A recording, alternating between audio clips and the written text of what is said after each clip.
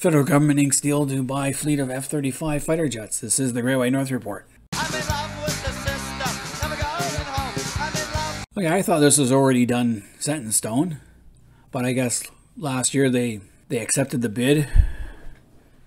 They gave the winning bidder the notice, and now they had to negotiate for this. But the problem is the first of these 88 aircraft that we ordered will not be delivered until 2026. That's 3 years from now. Come on. Because we waited so long, the United States has other orders to fill, not to mention their own military, gets first dibs on everything. So now we gotta wait 3 years before we get any. So the final agreement for 88 warplanes won't see their first delivery until 2026. The first F-35 squadrons will not be operational until 2029. Well, it's going to take another 3 years to get it going, get it operational. We should be sending our pilots down to the States right now to get flying experience and into the simulators. We should be ramping up that, accelerating that process. So the project budget of $19 billion remains the same despite inflation, which is a good news. Mainly because the U.S. has already perfected how to build these things, and they're building them, know how to build them. Usually the first batch is the expensive one, and then once you get the gist of everything, how it's built, it gets easier. All the kinks are out. We purchased in phases, and the first tranche of 4 aircraft will be $85 million per U.S. per fighter. So $85 million per fighter is about $107 million Canadian, roughly. Something like that. The irony is, Stephen Harper, he had already selected the F-35 as his jet fighter to replace the CF-18s when he was in power. When Trudeau got elected, the Liberals promised to scrap the F-35 and go with a cheaper option. They thought the bidding process wasn't transparent enough, and they wanted to look at other options and put the money in the Navy. So the Liberals destroyed this. We could have had this sooner, 6 years ago. We could have been here at this point, 6 years ago, and already have most of the F-35s, and the first squadrons would have been ready. This is what happens when you screw around with things.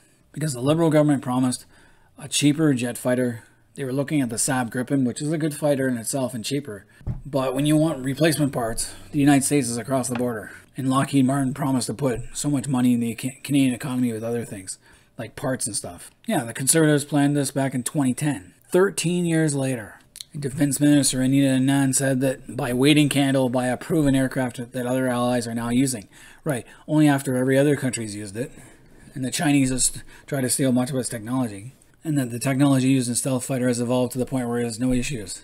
Because yes, any new aircraft will have its bugs, high-profile glitches and mechanical problems. That happens with every new aircraft. Canada's going to get the latest version of the F-35, which is good. And apparently we spent $7 billion last month on the first 16 F-35s. So the first set of F-35s is probably in 2026, 16 of them, with spare parts, weapons, and various startup costs associated with obtaining new jets, such as building new facilities. Right now, we should be already starting building new facilities, training our pilots, sending them down. Let's get going. I would also keep our CF-18s as a backup. Put them in storage, like mothball them in storage. Kind of like what the United States does. They have what they call a bone desert out in Arizona and New Mexico, where the hell it is. I think it's New Mexico. Where you see all the old fighters and bombers sitting in the desert. And they have crew that come around, maintenance guys that come around, do some light maintenance, move them around a little to make sure the tires don't get, and stuff like that. But they're still capable of flying them. That's what we should be doing with our CF-18s as a backup. Maybe have our air cadets train on those. Or have a trained pool of reservist pilots. Would be nice. Makes sense to me. But I'm looking forward to getting these things. I just wish it would be faster. Because we need them badly. Especially the way the world's going.